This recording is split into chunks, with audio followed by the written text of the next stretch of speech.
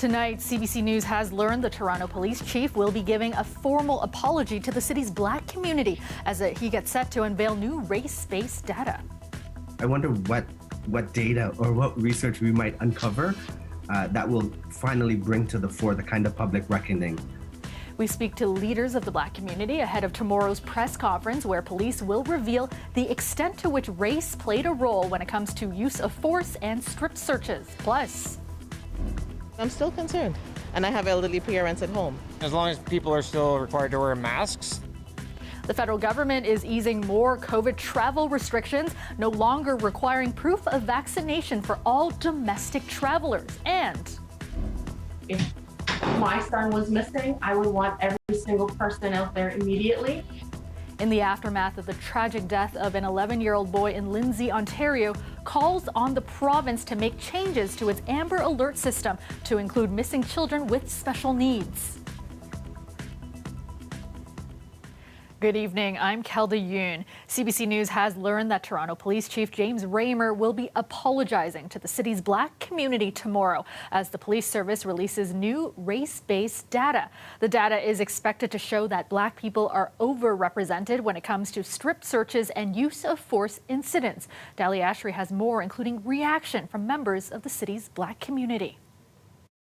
In a few hours, Toronto Police Chief James Raymer will be apologizing to the black community. I don't know what an apology does. I don't, other than political PR. I think the police chief can hold his breath. I don't think we don't need an apology. I can already tell him right now, apology not accepted. The service will be unveiling data that's expected to reveal the extent to which race plays a role in use of force and strip searches in our city.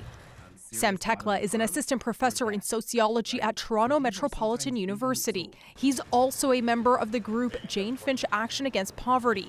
He says that TPS has been given too many chances. I don't call the Toronto Police Service. I call them by their old name, which is a Toronto Police Force, because that's how so many of our communities, black people, racialized, experience police. Toronto Police says its race-based data collection policy was created with the goal of identifying, measuring, and ultimately eliminating systemic racism. It's been nearly 3 years since the province mandated police to collect race-based data in use of force incidents. This was during the time of widespread demonstrations against police brutality following the murder of George Floyd by a white police officer in Minneapolis. And here in Toronto, there were some who felt it played a role in the death of Regis Korchinski-Paquette, a young black woman who died when she fell from a Toronto balcony after her family called 911 for help. Rodney DeVerlis is the co-founder of Black Lives Matter Canada. He says they've been calling on what he believes would be much more effective measures like defunding the police. Reallocating that funding towards community services. What we're seeing is continually this lip service paid again and again and again. This lawyer says change also needs to happen within the walls of the police service. How they're dealing with their own internal racism within the Toronto Police Service, because their own members who are black are complaining that they're subjected to racism and other forms of discrimination. Raymer, Toronto's interim chief, will be speaking at a news conference tomorrow morning, and data will also be released tomorrow as data is embargoed at this time. Dahlia Ashry, CBC News, Toronto. A town hall was held tonight for residents of Swansea Mews, a community housing complex in Toronto's West End.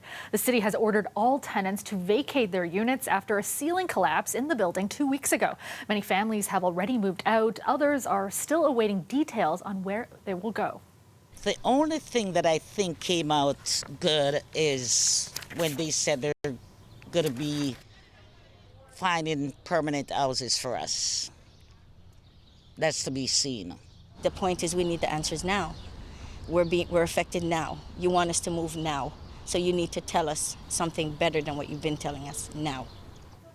40 families have already been moved to hotels and school dormitories. The CEO of Toronto Community Housing says they're working on getting all tenants long-term, stable and comfortable accommodations while the necessary repairs are made, but admits they don't know when people will get back to their homes.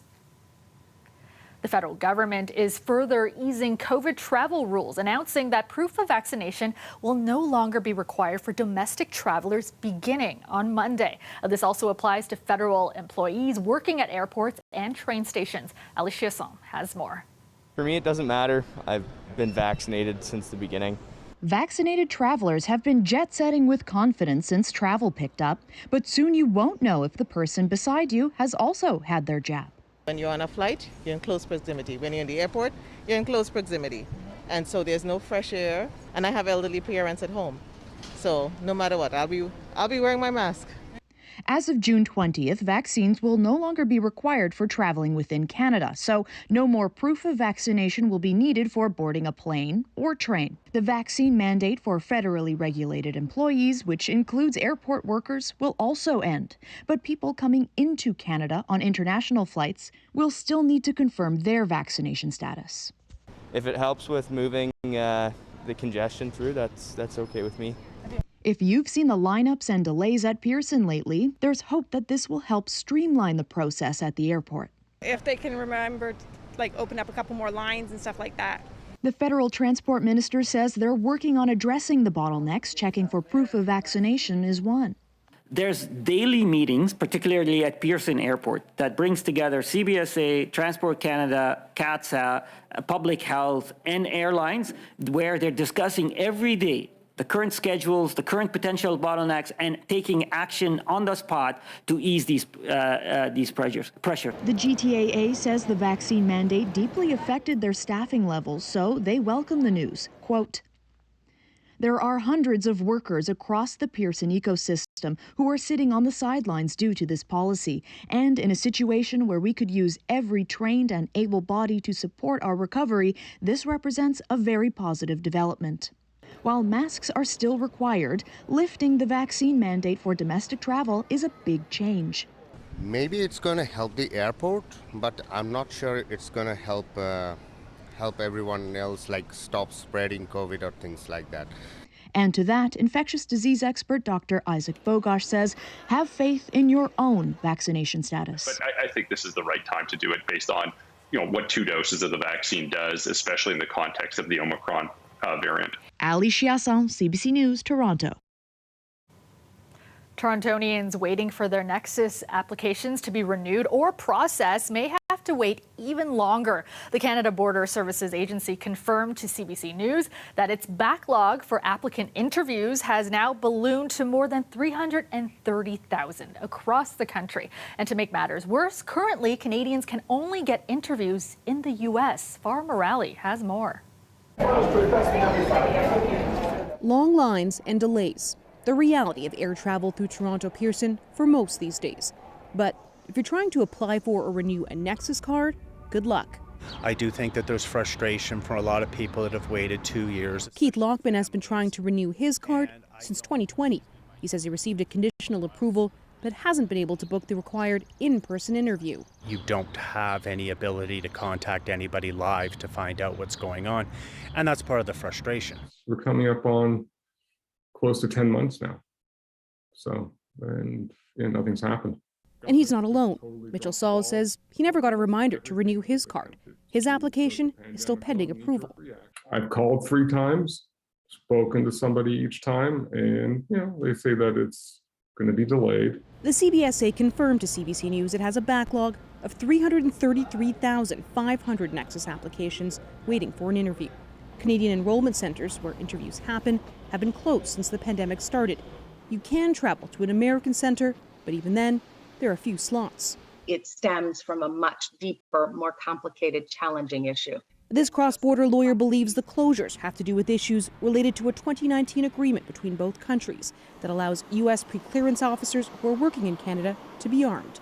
There are some complexities and challenges in that issue that rightfully so deal with some of our issues here in Canada from a sovereignty perspective, whether or not a U.S. officer, so an officer from another country, would have the ability to carry a weapon here and then use the weapon, and then what would happen. In a statement, the CBSA didn't respond directly to that, saying Nexus is a joint program managed by both the CBSA and the U.S. Customs and Border Protection. It added, both countries are in discussions about the timing of the reopening of Canadian enrollment centres. So for applicants like Lockman, the waiting game continues. When you hear 300,000 is the backlog, you wonder how long it's going to take. Farah Morelli, CBC News, Toronto. We're getting details today about an incident that happened at Pearson Airport in March 2020, where two planes were at risk of colliding. Now, according to a Transportation Safety Board report, the first plane carrying 87 people was accelerating for takeoff when it struck a bird.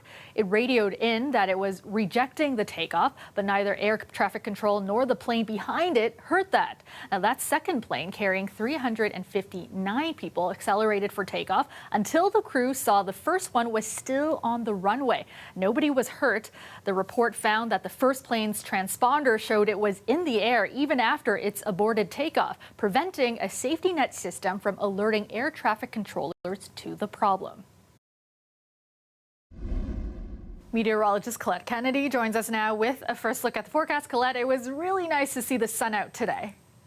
Yeah, just beautiful conditions around the GTA Golden Horseshoe for much of the province, in fact. But there are a few areas where we have some concern, and one would be what's coming with the buildup of humidity and heat into southwestern Ontario. So special air quality statement, because we'll be seeing those low-level ozone, the ground-level ozone increasing. So just know about that for tomorrow, that risk there of seeing those pollution levels increasing. Not a day. I mean, with heat and humidity, you probably don't want to be out mowing the lawn anyway, but definitely not a day to be using gas-powered equipment, because that just increases the pollution. Okay, now the heat warning as well in play, because we are talking about temperatures 30 to 35, humidex values over 40. So again, this is Wednesday and Thursday. The GTA not in it. We'll feel that warm up more significantly into Thursday, and then maybe we'll see a heat warning go in place. But for tonight, even 16, and there's going to be some warmth. Don't get me wrong, for tomorrow, a high of 27. Thanks so much, Colette. There are calls for changes to the Amber Alert system a day after a missing boy was found dead in Lindsay, Ontario. 11-year-old Draven Graham, who has autism, wandered away from his home on Sunday. Online petitions are now asking the province to include vulnerable and special needs children as part of the Amber Alert protocol. Greg Ross has more. I thought, this poor sweet child, he needs us. And that's why we went and we tried to look for him. Susie Garassi says her and her husband drove from their home in Ajax to Lindsay yesterday to help in the search after hearing that 11-year-old Draven Graham had gone missing. Police say Graham had autism and was not able to communicate verbally. He wandered away from his home on Sunday afternoon. His body was found 24 hours later, not far from his home in the Scugog River. If my son was missing, I would want every single person out there immediately. Garassi's 9-year-old son Frankie also has autism and is nonverbal. She says if he were lost, every minute would be crucial, which is why she started a petition yesterday asking the government to use the Amber Alert system when a child with autism goes missing. She says it's possible an Amber Alert could have saved Draven's life. Somebody could have just been walking in the park at that exact moment when Draven was there and spotted him and said, oh my God, this is an 11-year-old child walking by. It's a very sad day for our community, and our hearts go out to Draven's family. Crystal Hunter works with Autism Ontario. She says an Amber Alert could provide important information to law enforcement or members of the community on how to best communicate with a missing person with autism.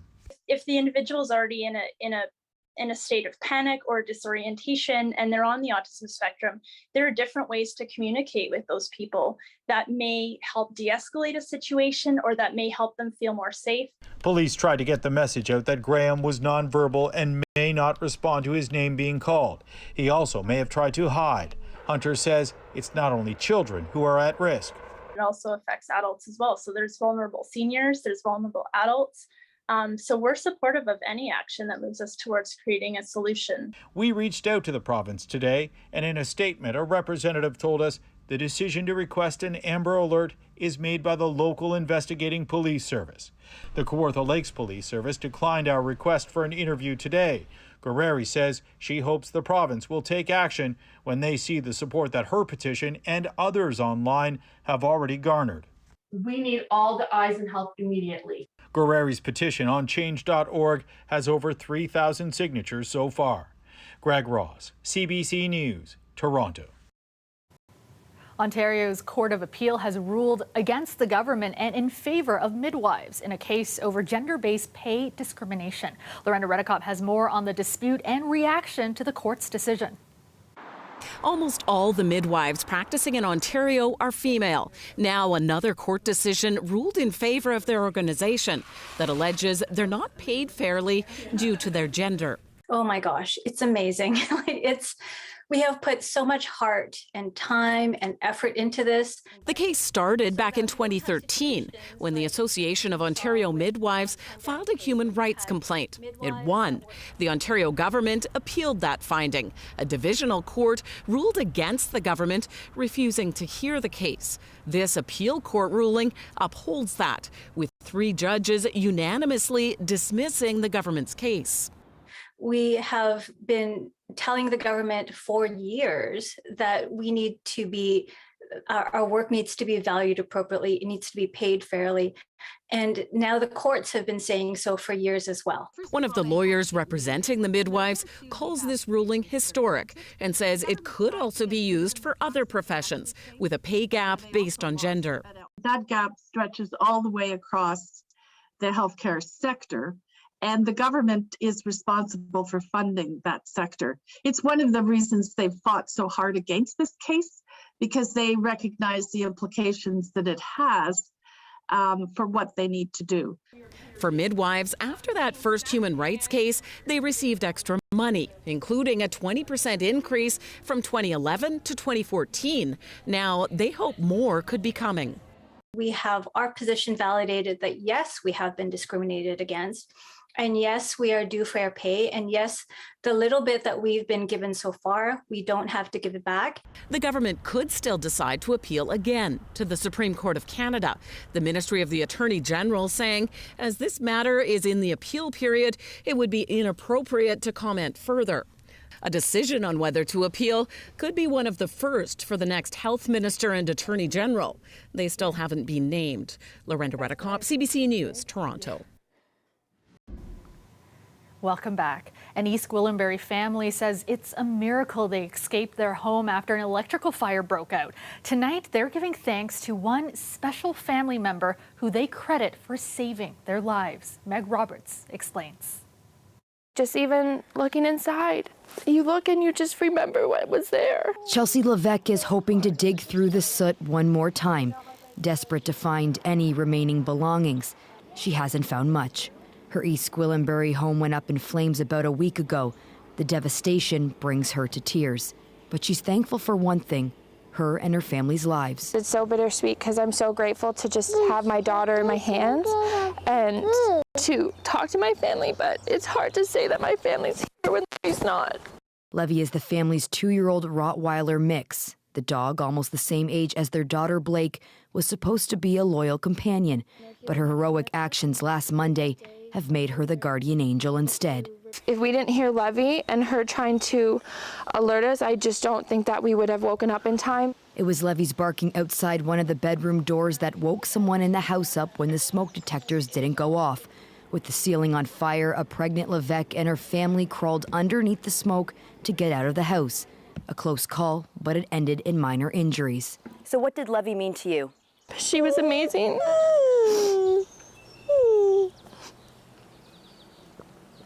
She was just genuinely the best dog.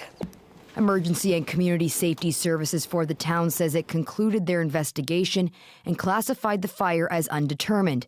However, all ignition sources were deemed to be accidental. It's also warning people to make sure working smoke alarms are installed on all levels of the home and outside sleeping areas. Levesque didn't have tenant insurance, and she's having trouble finding another place to rent.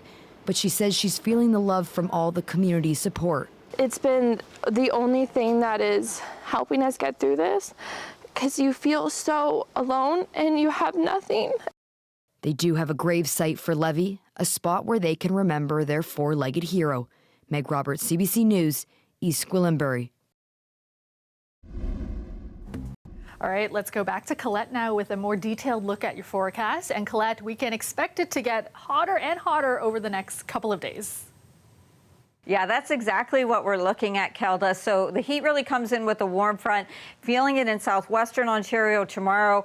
We'll get a bit of a warm up into the GTA, but more oppressive as we go into Thursday. That's the timeline there. A few early showers possible, and mostly this should be west of the downtown core, but do know that risk is there.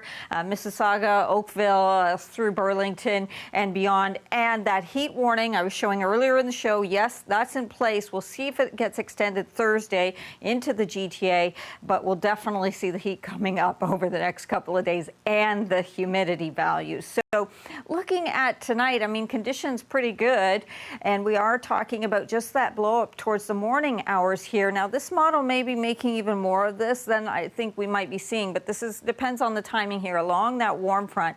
Some of this, I think, staying to the west, as I was mentioning, but we have the chance, slight chance of an early morning shower passing through. Should stay dry into southwestern Ontario. We do get some sunshine in here too with the warming temperatures. It's really going to kind of feel like a day in July for sure, a little bit more so than June.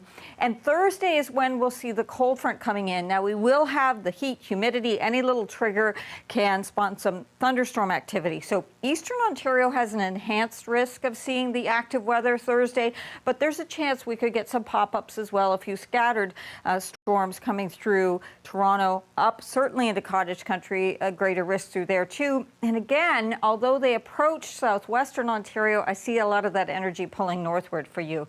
Behind that, we'll see cooler and more comfortable air coming our way. So it does get more comfortable by Friday.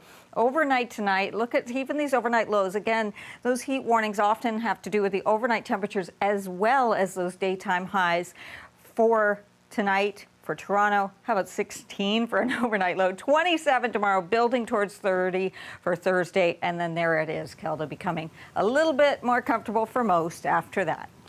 Thanks so much, Colette.